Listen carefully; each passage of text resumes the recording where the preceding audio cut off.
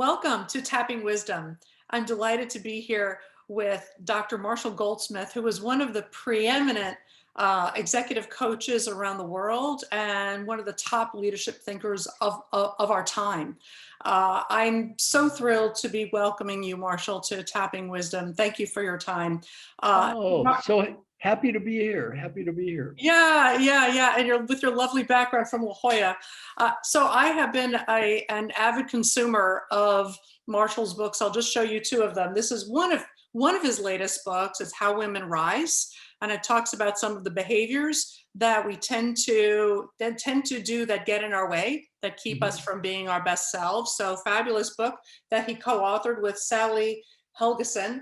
And because it says from the best-selling author of What Got You Here Won't Get You There, I also had to show my very early copy, which you will explain, of What Got You Here Won't Get You There. So this has been at the very top of the New York Times best-selling list it was for a long time, and it's still it's a standard for those of us who are executive coaches. So I've been honored to be your student, to be your conference participant, and to be one of your readers. So now I'm just looking forward to being your interviewer. So Marshall, thank you so much. If you would just introduce yourself to the three people on the earth listening who don't know who you are, would you just tell us a bit about yourself? Well, my name is Marshall Goldsmith. I'm from Kentucky. I went to a little engineering school, Rose-Hulman Institute of Technology. I got an MBA at Indiana University and a PhD at UCLA. I was a college professor and dean when I was very young. Then for the past 43 years, I've done three things. I've traveled all around the world speaking and teaching. I've been to 102 countries and on American Airlines alone. I have over 11 million frequent flyer miles. I'm a mega flyer. Then I write and edit books and articles. I've written or edited 44 books now, and I've done 6 bestsellers, 3 New York Times bestsellers, and then 1 mega big bestseller, that What Got You Here Won't Get You There. And then I have 38 books that have been purchased only by my mother, my father, and relatives. You always need to have those, right? Got to have a lot of those. And then I coach executives. So I've been the coach of the CEO of Ford and Pfizer and Glaxo and the World Bank, the Mayo Clinic, and so many wonderful people. And what I love about coaching is this. I'm not an expert on the environment, but I coach the head of the Nature Conservancy, and that's his life. I'm not an expert on alleviating poverty on earth, but I've coached the head of the World Bank, who's done a lot of that. I'm not an expert on curing COVID, but I'm the coach of the CEO of Pfizer. That's his job right now. And I'm not an expert on international disasters, but I'm the coach of the head of the International Red Cross. So, and I think in our work as a coach, we get to work with so many people that do so much good. And by helping them, I'm coach of the head of St. Jude's Children's Hospital. By helping them, I think indirectly we help other people. Absolutely, our work is really indirect, but you have to be so proud and glowing to see the impact that Pfizer is having right now on the world. I am very, very happy. Yeah.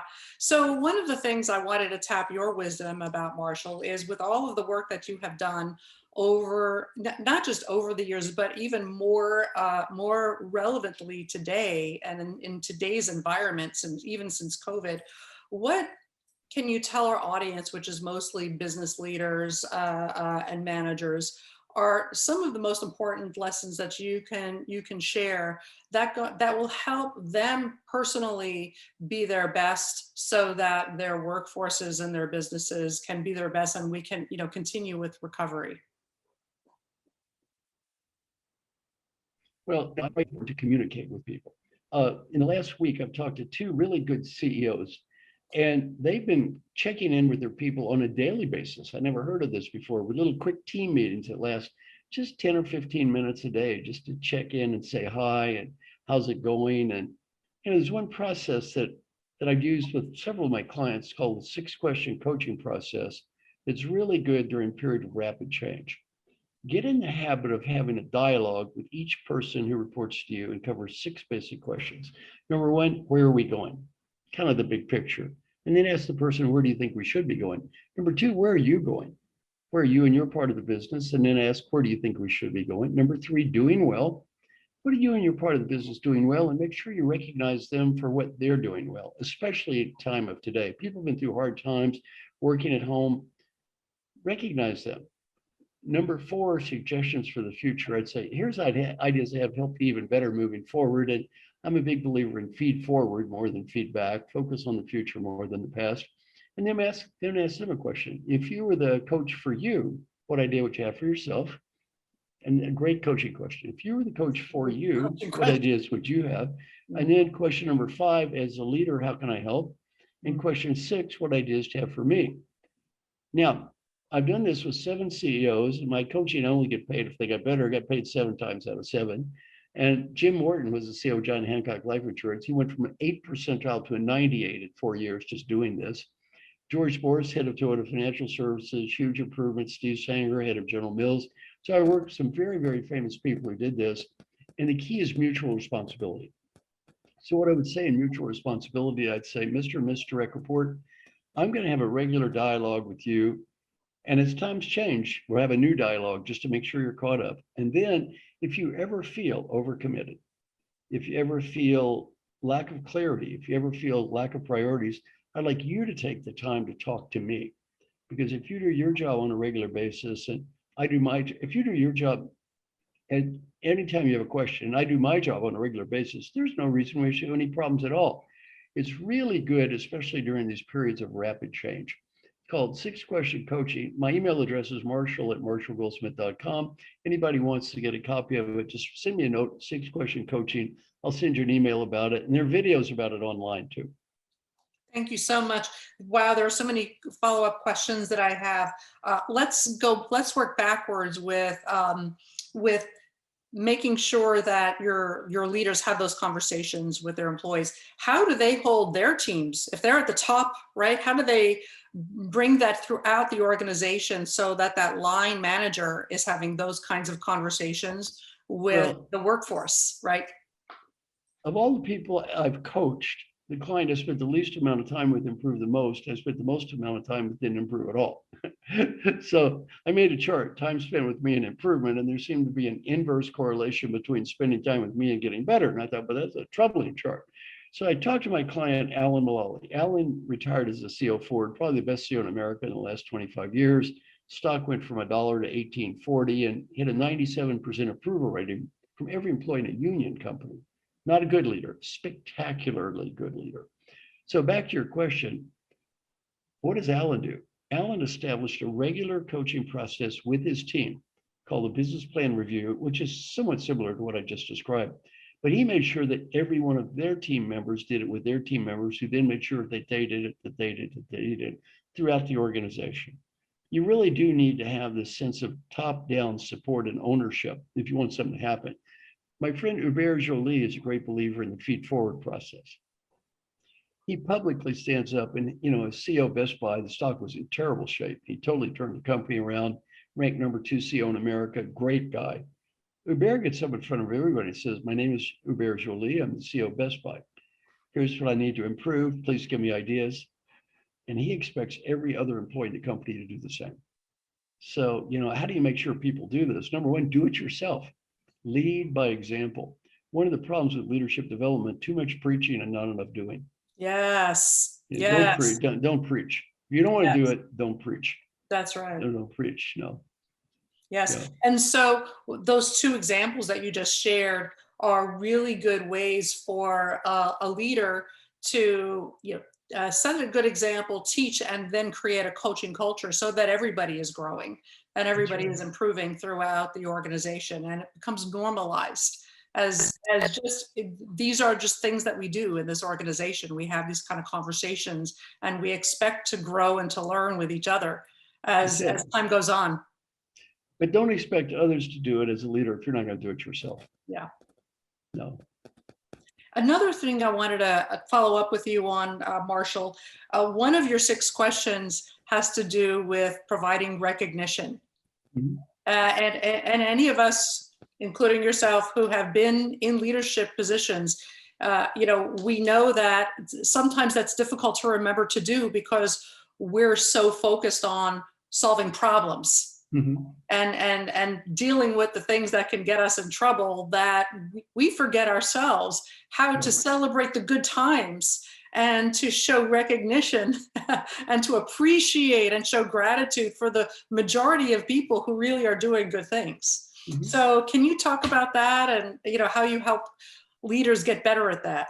I'm going to give you one very simple technique that's had amazing success. I learned it from one of my clients, and that is this.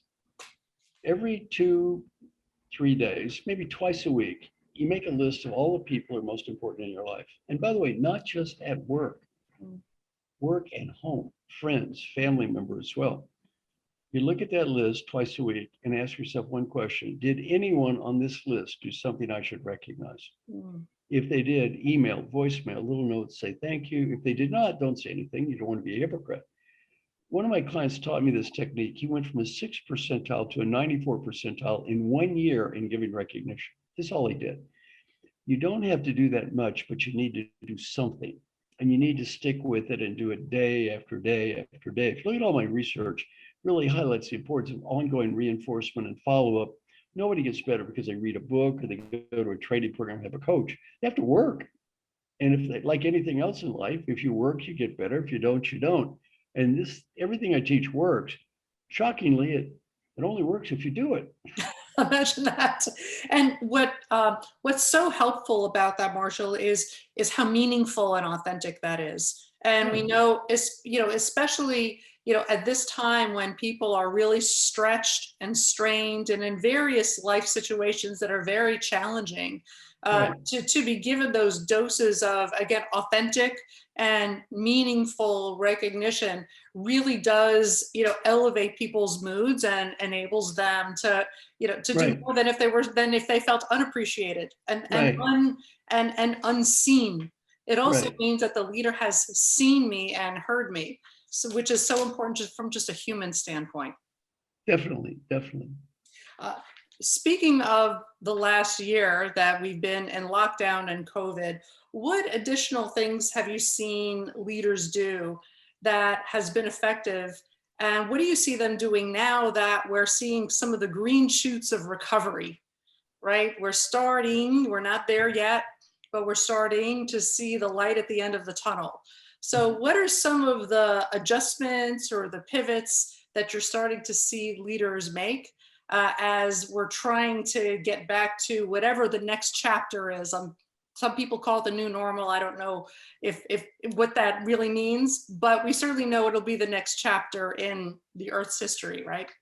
Well, I think that the Zoom call we're on right now, these Zoom calls, in some ways get kind of tiring to do one after the other after the other. On the other hand, can be really effective in a lot of ways.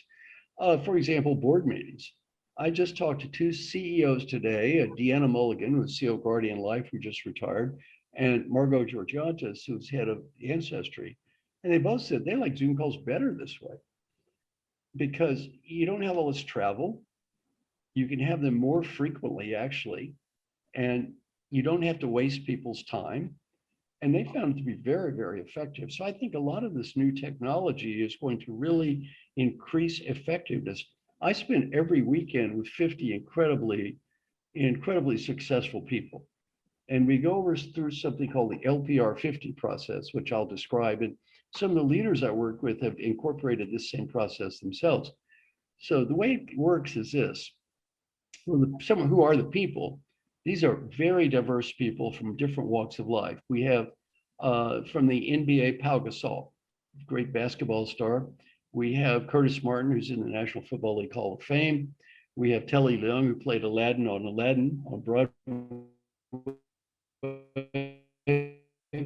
Karen Olivo on 220. We have the head of the Rockefeller Foundation, Dr. Raj Shah. We've had the head of the World Bank, Dr. Jim Kim. We've had CEO of Cardinal Health. We've had, head of the Olympic Committee, all kinds of great thinkers, CEOs, all kinds of people. And every weekend we get together. And every weekend we practice something called the LPR 50. And I spend 6 hours each weekend doing this, and we rotate. Can you describe what LPR stands for? Sorry to interrupt. Life Plan Review. Thank you. So every week we rotate people and they go through their lives. And I learned this from my friend Alan Mullally, as the CEO of Ford. He did something called the BPR, Business Plan Review, every week, where they go through their basic week, red, yellow, green. Well, we do this with their lives. And they talk about every week, how did they do in terms of, number one, did they do their best to set clear goals? Number two, did they do their best to make progress toward their goals? Number three, did they do their best to be happy? Number four, did they do their best to find meaning? Number five, did they do their best to build positive relationships? And number six, did they do their best to be fully engaged? And they talk about this at work and at home. And as we go through it, then they say, all right, here's what I'm proud of. Here's my challenge. Then we practice something called feed forward. They throw out, here's my biggest problem this week, and they ask for ideas. And the way it works is everyone gives them ideas. They say thank you. They don't judge. They don't critique. They don't evaluate. They just say thank you. They listen. They take notes. People love this. And good news and bad news. Good news, they love this. Good news, we do it every weekend. We have a 95% attendance rate, which is unbelievable. The bad news is there's an old saying, it's lonely at the top. It's really lonely at the top now. It's never been this lonely. You can't say anything without fear of social media, being taken out of context. So people now love to have two things at once. One is accountability, because we all need somebody to hold us accountable. And two is without judgment. So they like the idea of every week they're accountable, but they don't need to be judged. They don't need somebody to point out their problems. Every week they admit their problems. And although these are among the most, high achieving people in the world, still humans. That's right. One of the things that a quote that's from What Got You Here is this book helps high achievers realize their sharp edges. Yeah. That's such a great line. That's such a great line. So of course this expands it out to not just their sharp edges, but also their gifts, right? Yeah, so how do we so their lives. Yeah. That's right. That's right. It is quite lonely at the top for people who are in leadership roles. Not only for social media exposure and vulnerabilities, right? Because that's newsmaking, but also, people have an expectation that's beyond human of their leaders, right? They're expecting them to be heroes in some way. And when people fall short, the media and the social media can really be all over that. And and unfortunately, there's a lot of opportunity for there to be misinterpretations, as you said. Yeah. So there were three parts of your questions that I really took note of, and one of them is, how do we be happy? So I want to connect those dots with Let's start with that one. Let's start with that one. Yes. Yeah. Now, happiness is a fascinating thing. In my book Triggers, and obviously I have the rights to use their name, I talk about interviewing three medical doctors. Three of the smartest people I ever met. One is Dr. Jim Kim, simultaneous MD and PhD with honors from Harvard in anthropology in 5 years. Put this in context.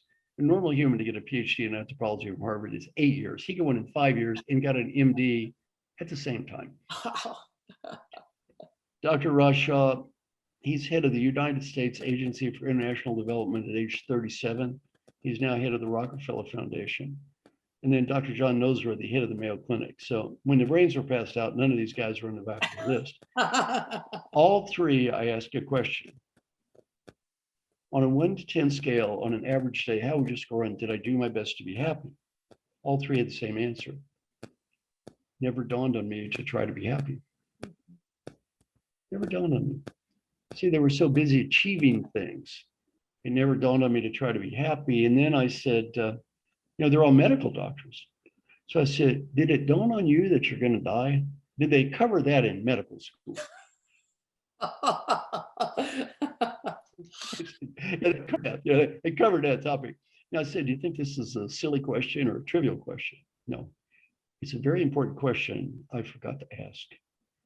And my favorite line in my book Triggers is this: even the greatest sharpshooter can miss a very big target. Ooh. Even the greatest sharpshooter can miss. These are geniuses. They forgot to try to be happy today. They're geniuses, and this is in their area, right? Because it's about wellness. They just forgot to include happiness as part of wellness. And it's interesting. Happiness is fascinating. One of the guys in our group is a guy who wrote a book called Loon Shots. His name is Safi Bakal, a brilliant scientist. And Another one is Curtis Martin, the great football star, and Curtis is always happy. But Safi learned something from Curtis. He said, Curtis has achieved an amazing amount. He's always happy, and I'm not.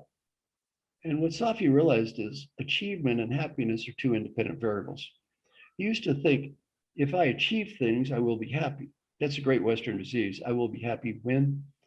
He realized, no, I can achieve things and be happy, like Curtis, or I can achieve things and not be happy, like me. And achievement and happiness are two what he called independent variables. Mm-hmm. The great Western disease is I'll be happy when. When I get the money, status, BMW, condominium, I will be happy when. The great Western art form, you may have seen this before, it looks like this. Here's a person. The person is sad. They spend money. They buy a product and become happy. Yeah. This is called a commercial. Have you ever seen one of those commercials before? How many times? How many million times? Too many. We are so programmed. When I buy this, I will be happy. When I get this, I will be happy. No, you won't. Happiness doesn't come from out there buying something. Where does it come from? Inside, not the outside. So we spend a lot of time in our groups on that, and not only at work, but at home. And yes. Also this stuff, it's very hard at home. Very hard. Keep conscious, to keep present. Another thing I ask people who are parents, I've asked thousands of parents in the world this question. When my child grows up, I want my child to be. One word comes up in answers from parents, one word more than every other word combined, no matter what country I'm in. What's the word? Happiness. Happy. You want your kid to be happy? You want your parents to be happy? You want the people who love you to be happy? Mm-hmm. You go first. Mm-hmm. Absolutely. You go first, and you don't make your kid happy by being miserable. Yeah. Absolutely. Absolutely. So, Marshall, there's really a paradox, and maybe after we talk about this, we can go into your life plan review. There's kind of a paradox that workforces have with regard to their leaders. So on the one hand, of course, you don't want a leader to, be grumpy. Yeah. Right. On the other hand, there can be a resentment, a jealousy that workforces can feel when they look to their management and say, oh, well, they're doing okay. That's because they have X, Y, or Z. And that's a kind of a tricky thing for leaders to navigate, right? So they can't let on too much about their happiness. They can't let on too much about their stress, right? So there's this very narrow band. I disagree. Right? Look, the leaders, say more. The leaders I've met, the greatest leaders I ever met, right? They're not stressed out. Frances Hesselbein, CEO of the Girl Scouts, Peter Drucker, who's the greatest. I've never seen her act miserable. Never. Mm-hmm. Alan Mulally, my friend, I've never seen him act stressed out. Never. Hubert Joly at Best Buy, happy. Now, the best leaders I've met really lead by example. Yeah. And like I say, you want everybody to be miserable, knock yourself out, be miserable. Here's an important point, empathy. You see, empathy is an interesting thing. I've done a lot of research. It's in my new book on empathy. And I used to think empathy was all good. Now I realize empathy is sometimes good. That's right. Yeah. Now, there are 4 types of empathy. The first type is called empathy of understanding. Empathy means putting yourself in the other person's position and seeing things from their view. Empathy of understanding, I understand where you're coming from, could be good. It helps me be a better coach and help you. Could be negative. I could be in propaganda, manipulation, advertisement, and I understand you, therefore I can manipulate you. That's right. Second type of empathy is empathy of feeling. Mm-hmm. I can feel your joy or pain. Could be good, could be very positive. On the other hand, you're depressed, I get depressed. Absolutely. I volunteer at this hospital. Dr. Downey gets to see kids die every day. He can't take that home. He's got to learn to let go of that, or else he'll just go crazy. Mm-hmm. It's not fair to your family. So empathy of caring the same way. A lot of hospitals are in burnout. Why? They just can't stop it. So caring is good on one hand. You have to be sensitive on another hand, and also the empathy of doing. Well, it could be good because I'm acting, I'm trying to help you, but it could be I'm creating dependency. I'm making you into a child. So the idea about empathy to me is, who do I need to be right now for that person I'm talking to right now? Not showing off about aren't I sensitive and showing off about And also that business of I'm in pain, let me broadcast to the world. You're not helping the world when you do that. Who are you benefiting? Certainly don't benefit others. Well, it's a little virtue show for you. So really focusing on who do I need to be now? Carol Kaufman at Harvard Institute of Coaching has a great technique for mindfulness. I've read 400 books on Buddhism. I'm going to save anybody the time of the 400 books. You learn this one question, you can skip the 400 books. Okay. All you have to ask is one question. Keep this question in front of you at all times. Am I being the person that I want to be right now? Am I being the person that I want to be right now? If the answer is yes, you don't have to read a book on mindfulness. Yeah. Well, that's it. Am I being the person that I want to be right now? Easy in theory, difficult in practice. When you go home, the kid's trying to talk to you, you're on the cell phone. Am I being the person I want to be right now? When you're screaming at your husband or wife, am I being the person I want to be right now? When you're trying to prove how smart you are all the time, am I being the person I want to be right now? So it's a great, great way to maintain a sense of mindfulness, which, by the way, is one of the hardest things I face every week with the people I coach. These people are so busy and under so much stress. It's very hard to breathe and start over at the end of every meeting. Breathe, start over, breathe. Don't carry one to the other. You got to go to a funeral in the morning. You got to go to a positive recognition dinner at night. Don't carry the funeral with you. Let it go. Isn't that the truth? And this reminds me of kind of a combination of how authentic am I being? Am I being my real self? But also aspirational. Am I being my best self with expectation, which has an element of achievement, but also judgment to it. Well, let me talk about that quote, real self. Yes, please. In my book, What Got You Here Won't Get You There, one of the problems I talk about is the excessive need to be me. Yes. So I'm not a great big believer as a leader. You say, this is my real self. What's that mean? This is my real self, right? Like, I'll give you an example. You mentioned recognition. In my book, What Got You Here, I'm coaching this guy. He says, well, I'm no good at recognition. I don't like recognition. That's not the real me. Yeah. So I said, well, if you recognize others, would they be more motivated? Well, yes, probably. Does it cost money? No. Would it improve productivity? Well, yes. Let's see, it costs no money.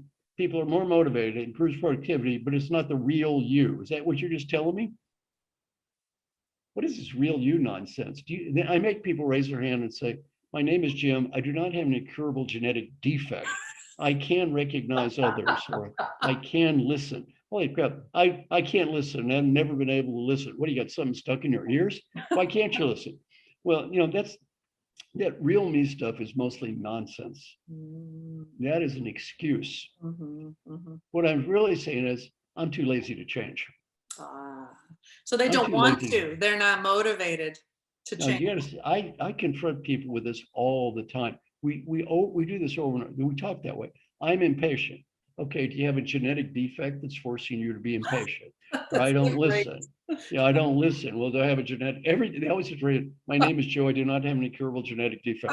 Well, I do this every weekend. I probably do this 10 times. I'm going to use that. They have to raise their hand. I do not have an incurable genetic defect. And so that real me stuff is mostly nonsense. It is mostly nonsense, and it's an excuse. Yes. What you're saying is, I'm too lazy to change. So therefore, this is the real me, so I don't have to change. Right. And by the way, if I change, I'll quote on, why don't you try this? If you quote, maybe it'll be professional. Maybe it'll be more effective.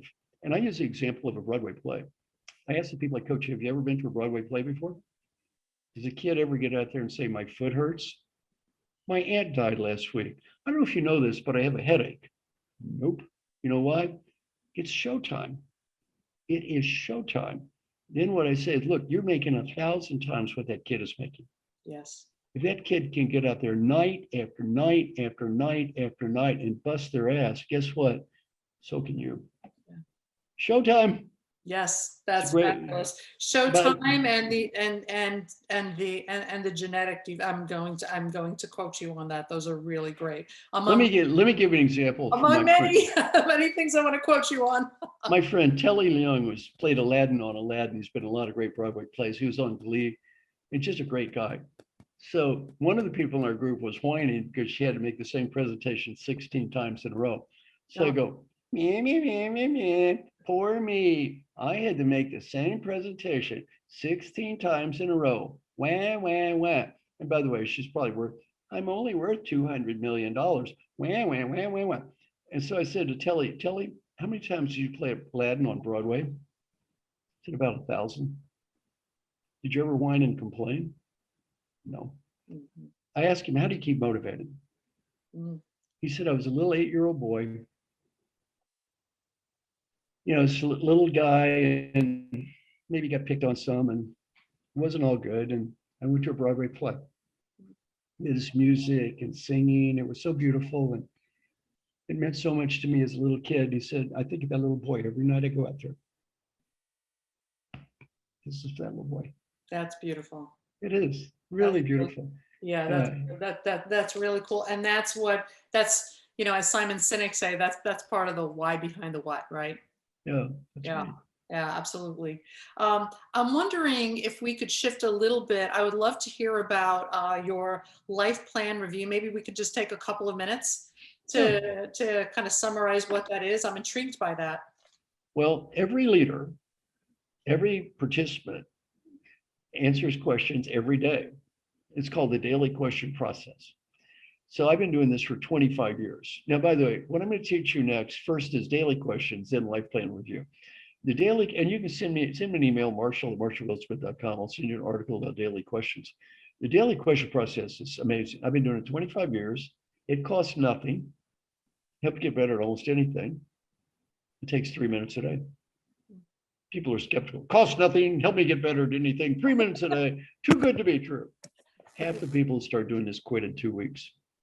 They don't quit because it does not work. They quit because it does work.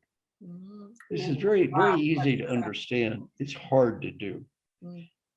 I have someone call me on the phone almost every day for the past 25 years to make sure I do this. Why? My name is Marshall Goldsmith.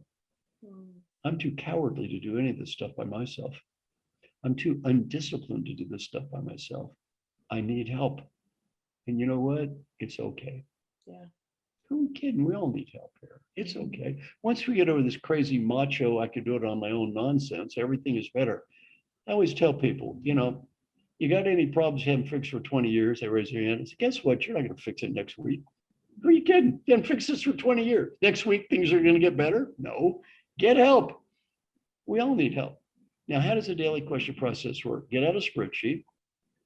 On one column, write down a series of questions that represent what's most important in your life. Friends, family, health, whatever it is, work. Every question has to be answered yes or no or a number. Fill it out every day, 7 boxes across. End of the week, you get a report card. The report card at the end of the week is not as beautiful as the corporate values plaque you see stuck up on the wall. Yeah. See, all those nice things you said about me in my introduction, you left out one skill I have, an amazing skill. I have the ability to screw something up almost every day. Every day I screw something up. I'm amazed at my ability to screw something up on a daily basis. Well, we all screw something up every day. It's hard to look at it every day. And when you have to look at this every day, it's not easy. Because you realize, you know, life is easy to talk. Yeah. Life is hard to live. Yes, it is. Look at this every day. You're not looking at those talk values. Those things are beautiful. Look at those live values every day. Not so pretty. Right. That's and every week I got 50 really distinguished people talking about their living. You know, very few of them are sitting there saying perfect, perfect, perfect, perfect, perfect. Not too much. Not too much. Making mistakes every day. And that's how you get better. And then in the LPR process, each person stands up, you know, here's how I did. They review their week. Here's what I did well. Here's what I screwed up. They asked for help. And we just repeat the process over and over and over again. And it's an amazing process. And one thing also they love is being around people who are different. One good thing about diversity is You learn from people who are not like you. Like you learn from the football star or the Broadway star or the CEO. They're not all alike. They're all different. And the other good thing about them being different, they don't compete. See, if they're all the same, then it's kind of like I'm better than you are. But the president of the World Bank does not think he's better than the football player. In fact, he was a football player and he sucked. But since he couldn't be a football player, he became president of World Bank. But he had his choice, he would have been a damn football player. I would have been a Broadway star, but I can't sing. If I could sing, I would have been a Broadway star. I'm not. So I don't think I'm better than a Broadway star because you know what? I couldn't be a Broadway star. I would have been happy to, but nobody gave me the vote. So you're around all these people and you look at other people and people don't feel better than everybody else because they're different. Yeah. So it's a wonderful process. Yeah, that I'm waiting to see when I can get that book. I've made a note of it to look for it. So Marshall, I'm wondering if we can kind of pull everything together that we've talked about into maybe 3 takeaways, which that's a tough question because I've got pages of notes here. But maybe there's, for our listening audience, perhaps they can kind of get 3 big takeaways from our chat today. 1, do not negatively stereotype yourself. Whenever you say, I can't do X, look in the mirror. Now, do you really have an incurable genetic defect that is prohibiting you from doing X? Or are you just telling yourself, I'm no good at listening, patience, recognition, whatever it is? And is that just an excuse for behavior that's not really functional? So really fight that, what I call the excessive need to be me, or that quote, real me nonsense. And then number 2, I'd say, and that is every day look at 6 topics. Topic number 1, and to ask yourself, did I do my best to? Because that gets you focused not on others, but myself. Every day focus on set clear goals. Did I do my best? Making progress, finding meaning, being happy, being fully present and engaged, and building positive relationships. And then I guess the final thing I would say is get a support group to help you if you can. Get help. I have people I talk to every week. I have someone talk to me every day. Why? We all need help. One thing I'm proud of in my book, Triggers, 27 major CEOs endorsed the book. Why am I so proud of that? 30 years ago, no CEO would admit to having a coach. They would have been ashamed or embarrassed to have a coach. Today, it's okay. And I'm proud of that. I worked very hard to change coaching. Coaching used to be about, look at that book. That book is called Helping Successful People Get Better. It's not called Fixing Hopeless Losers. No, it's my clients are winners. And my clients are winners. And I'm really focused that as coaching. How many of the top 10 tennis players have a coach? 10. Well, it's not because they're losers. That's why they're winners. And by the way, I'm a coach, but I'm not above having a coach. Yeah, I give help, but I'm not above needing help. We all need help.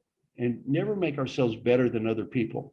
The best thing a leader can do is like my friend Alan Hubert, Francis Hesselbein, they get feedback. They admit they can improve. They ask for help. They don't lead by preaching. They lead by living. That's so wonderful. Thank you for those 3 insights.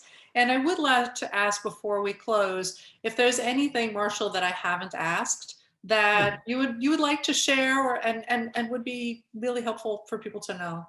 I'll give everyone my number 1 advice. Are you ready? Yeah. Smile, breathe. Do your hand like this, hand. Yes. Yeah. I want you to imagine you're 95 years old and you're just getting ready to die. You're on that deathbed. Here comes that last breath. Before you take that last breath, you're given a beautiful gift. The ability to go back in time and talk to the person who's listening to me right now.